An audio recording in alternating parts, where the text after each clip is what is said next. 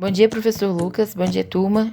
Nosso grupo vai apresentar o tema A Diáspora Negra e a Dialética do Brasil Negro, diferenças entre o escravismo pleno e o escravismo tardio. Primeiro eu vou falar sobre a diáspora negra, que é o nome dado a um fenômeno histórico e cultural caracterizado pela imigração forçada de homens e mulheres do continente africano para outras regiões do mundo. Não se pode negar, que o tráfico negreiro foi um dos maiores deslocamentos populacionais da humanidade. E como prova disso, são os dados da Universidade Emory, nos Estados Unidos, que mostra que entre os séculos XVI e XIX, mais de 12,5 milhões de africanos foram escravizados e exportados para a América, Europa e algumas ilhas do Oceano Atlântico. Desses, apenas 10,7 milhões chegaram vivos ao fim da travessia. Ou seja, milhares de africanos escravizados morreram nos navios negreiros. E além disso, os dados mostram também que 40% desses africanos escravizados embarcaram no Brasil. Se trocava vários tipos de mercadorias, como os tecidos, metais, cavalos, entre outras coisas, por escravos na África, que eram transportados para o Novo Mundo e aí então vendidos. Bom, dado isso, então como foi que aconteceu essa diáspora negra? Então, tudo começou no século XV, quando os portugueses abriram caminho para a exploração da costa da África subsaariana, depois de cruzarem o Cabo Bojador em 1434. E ao longo dos anos seguintes, os navegadores avançaram em direção ao sul até atingirem a Baía de Biafra, na região da atual Nigéria. No entanto, nessa época, o objetivo principal dos europeus era buscar terras, mercados, ouro e uma rota alternativa para o Oriente, e nem tanto o objetivo era a mão de obra africana em si. Foi só após a conquista das ilhas do Atlântico que a escravidão africana começou a se difundir. E o modelo de exploração mercantilista, que era baseado no trabalho escravo, e essas ilhas onde esse modelo foi instaurado, e o próprio continente europeu eram os principais polos de uma fraca demanda de africanos até o início do século XVI. E foi o pioneirismo que rendeu aos portugueses um predomínio no início do tráfico, e eles permaneceram senhores incontestáveis da costa africana por todo o século XVI, quando a conquista da América aumentou consideravelmente a demanda por escravos. Isso porque surgiram plantações no Caribe e as montagens de mineração no México, que ampliaram a ligação direta com a África. A colonização da América Portuguesa também aumentou a demanda por escravos, e o principal polo de exportação desses escravos era a África Ocidental, região que compreendia entre os atuais Senegal e Camarões. E além disso, no século XVI, as taxas de mortalidade nos navios negreiros variavam de acordo com a distância entre os portos de exportação e de recepção, mas foram as taxas mais altas devido às precariedades dos navios. E já no século XVII, outras nações da Europa passaram a traficar escravos africanos, criando suas próprias feitorias e fortes ao longo do litoral. Como se vivia naquela época o período de desenvolvimento das grandes fazendas especializadas na produção de um único produto, que era o chamado sistema de plantation, e se baseava na mão de obra escrava, os europeus importaram 7 vezes mais africanos que no século XVI.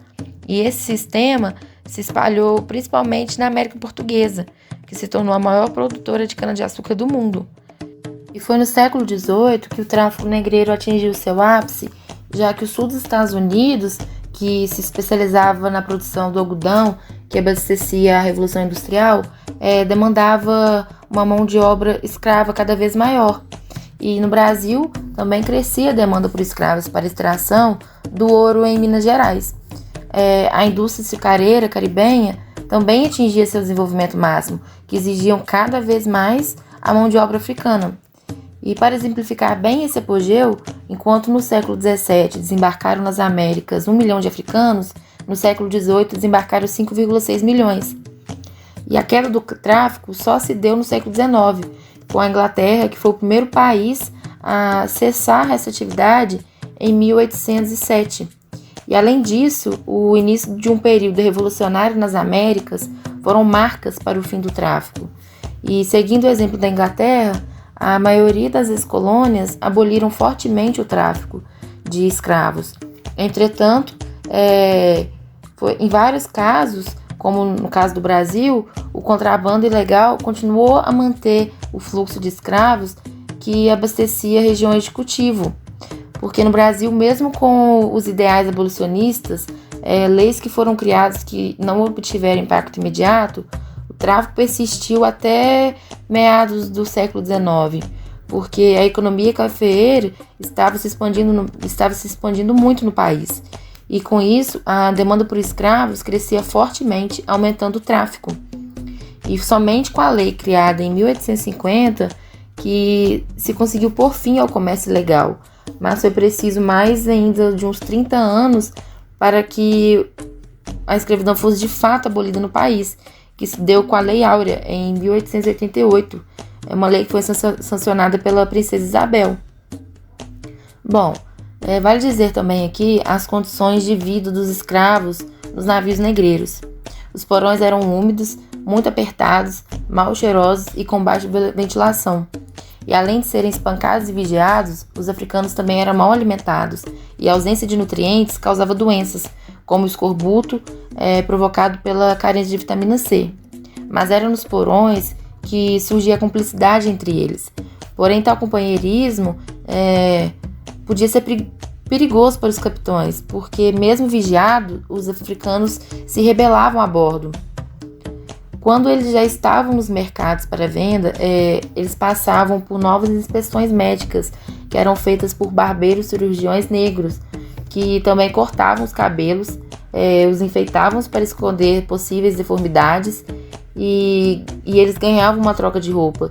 Tudo isso para melhorar a aparência e fazer com que eles tivessem um valor de venda maior. E na hora de se alimentar, só recebiam frutas aqueles que estavam doentes. E além disso, os comerciantes incentivavam rodas de danças e músicas para que os africanos não entrassem em depressão e assim não cometessem suicídio. Mas tudo isso era com a intenção de que os africanos estivessem bem física e psicologicamente para serem bem vendidos, para terem um bom valor de venda.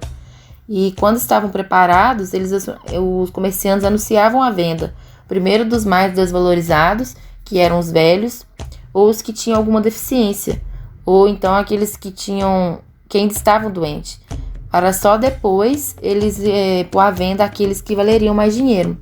Na sequência, outras colegas irão apresentar as diferenças entre o escravismo pleno e o escravismo tardio.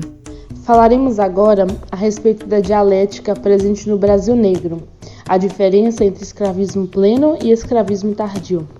O período conhecido como escravismo pleno é aquele entre o ano de 1550 até aproximadamente 1850, quando foi extinto o tráfico de escravos. É nesse momento que desenvolve no Brasil o sistema de produção escravista, que tinha todas as características das duas principais classes sociais da época, que era a classe dos senhores e a classe dos escravos. As demais parcelas da sociedade, elas estavam direta ou indiretamente ligadas a essas duas, e na maioria das vezes essa ligação era por meio da subordinação. Depois que o governador-geral Tomé de Souza distribuiu-se as Marias entre os homens da região, a quantidade de escravos cresceu de uma forma muito rápida, porque depois que eles adquiriam a terra, a primeira coisa que eles compravam eram os escravos. O sistema colonial ele tinha como base o modo de produção escravista, e esse modo de produção sobrevivia com e para o mercado mundial, e quase toda a produção ia para o mercado externo. No entanto, os senhores eles eram obrigados a investir em inúmeros escravos, e entre os séculos XVI e XIX, cerca de 10 milhões de escravos entraram aqui no Brasil. Montar um engenho de açúcar era algo muito caro, e mesmo depois de pronto, mantê-lo em condições operacionais também exigia um alto investimento, e devido a isso, era necessário também um alto padrão de exploração do trabalho. Somente a escravidão era a forma de trabalho ideal para o sistema colonial naquele momento. Somente com ela havia a possibilidade de lucro tanto para o comprador quanto para o vendedor. E o trabalho escravo foi o fator primordial que possibilitou com que o sistema colonial desenvolvesse aqui no Brasil. E para que essa divisão de trabalho funcionasse de forma eficiente, foi necessária uma divisão social no interior das relações escravistas, que se diferenciava de acordo com o gênero produzido. A vinda de Dom João VI, com sua corte em 1808, criou melhores condições para um comércio internacional, o que fez com que a importação de escravos da África crescesse ainda mais. E a população escrava, que antes correspondia a 47,9% da população, passou para 52,5%. E esse período entre a chegada da corte portuguesa e a promulgação da Lei Eusébio de Queiroz pode ser entendida como a era do liberalismo, ou melhor, o liberalismo escravista, porque os ideais liberais eles não incluíam a população escrava. Somente com a Lei Eusébio de Queiroz, que proibiu o tráfico internacional de escravos, é que o período escravista entra em uma crise progressiva, passando para o período conhecido como escravismo tardio. No entanto, com o surgimento desse novo escravismo, surge também uma dialética dentro do Brasil negro, ou seja, uma oposição entre esses dois períodos. Enquanto o escravismo pleno caracterizou-se pelo fato das relações de produção escravistas dominarem quase totalmente a dinâmica social, econômica e política, o escravismo tardio tinha como característica duas realidades sociais, uma arcaica, em que ainda predominava o escravismo, e a outra moderna, com incipiente ordem capitalista. E é esse tema que será abordado a partir de agora. Oi, vou falar um pouquinho sobre o escravismo tardio no Brasil. E pode-se dizer que a sociedade brasileira, no final do século XIX, teve uma peculiaridade em comparação às outras, que é que enquanto as relações sociais nos principais países da Europa e dos Estados Unidos estavam sendo revolucionadas por um avanço científico, econômico, aqui no Brasil essas relações estavam sendo aplicadas em um país que ainda usava a escravidão. Uma das características importantes dessa segunda parte do escravismo brasileiro é o predomínio do capital estrangeiro, mais especificamente o capital inglês, em quase todos os espaços econômicos que poderiam ser ocupados por uma burguesia autóctone em formação, o que criou as razões do nosso subdesenvolvimento que dura até hoje. O longo período de escravidão no Brasil impediu a possibilidade do desenvolvimento de um capitalismo nacional não dependente, o que nos fez uma nação economicamente inferior às forças do capitalismo internacional, colocando sempre o Brasil como devedor e culturalmente dominado pelas nações do centro, já que os ingleses modernizaram o Brasil através de estratégias de subordinação que determinaram esse processo de dependência à medida que nos endividávamos. Os senhores de escravos aproveitaram esse processo de modernização para manterem seus privilégios de classe e sobreviverem à passagem do escravismo tardio para o trabalho livre. Isso foi possível, pois no final, ao perderem escravos, muitos deles continuaram com a posse de terra, que é um símbolo econômico e social de poder, mudando sua mão de obra escrava para uma mão de obra estrangeira. Os ingleses também procuraram impedir o desenvolvimento da nossa economia, especialmente nos setores bancário, ferroviário e industrial. Um forte exemplo disso é a crise nos investimentos de Barão de Mauá, que foi pioneiro da indústria brasileira. Essa situação de alienação da economia se realizava ainda com o trabalho escravo em pleno funcionamento e que também entrará como componente que barra o desenvolvimento da burguesia de forma autônoma. Esse escravismo tardio tinha como uma de suas principais características a violenta alta de preços da mão de obra escrava e do valor do próprio escravo, que subiu significativamente a partir da proibição do tráfico internacional em 1850. É comum dizer que no escravismo tardio, o moderno presta serviços ao arcaico.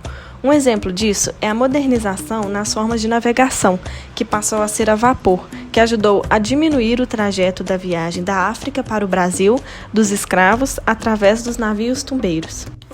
No processo de preparação para o trabalho livre no Brasil e abolição da escravidão, foram feitas algumas leis. A primeira é a Tarifa Alves Branco, aprovada em 1844, e tratava-se basicamente de uma tarifa alfandegária que aumentou de 40% a 60% o preço dos produtos ingleses, visando incentivar a indústria no país. A segunda foi a Lei de Terras, de 1850, que regulamentou a posse de terras no Brasil. E a terceira, a Lei Eusébio de Queiroz, feita também em 1850, que determinou o fim do tráfico negreiro, resultando na vida de estrangeiros europeus para o Brasil. Existiram também leis abolicionistas nesse meio tempo, e são elas: Lei do Ventre Livre, em 1871, Lei dos Sexagenários, em 1885 e, por fim, a Lei Áurea, em 1888, que determinou de vez o fim da escravidão. É importante ressaltar que um outro grande fator que influenciou a abolição foi a Guerra do Paraguai, a qual o exército brasileiro lutou ao lado dos escravos contra um país onde a escravidão não existia, sendo que esses mesmos escravos estavam ali por obrigação. Desse modo, houve uma modificação no pensamento dos cidadãos e nas articulações escravistas, fazendo com que o exército apoiasse totalmente o fim da escravidão. Apesar de no escravismo tardio existir vários setores da sociedade vislumbrando o fim da escravidão, é importante deixar claro que permaneceu e ainda permanece uma grande desigualdade social e racial por conta do que houve no passado, já que na época da abolição os escravos não foram indenizados nem incluídos na sociedade como deveriam, o que fez com que o preconceito racial e social persistisse até os dias de hoje. E assim finalizamos nosso trabalho a respeito da diáspora negra e essa dialética entre escravismo pleno e escravismo tardio. Agradecemos pela atenção.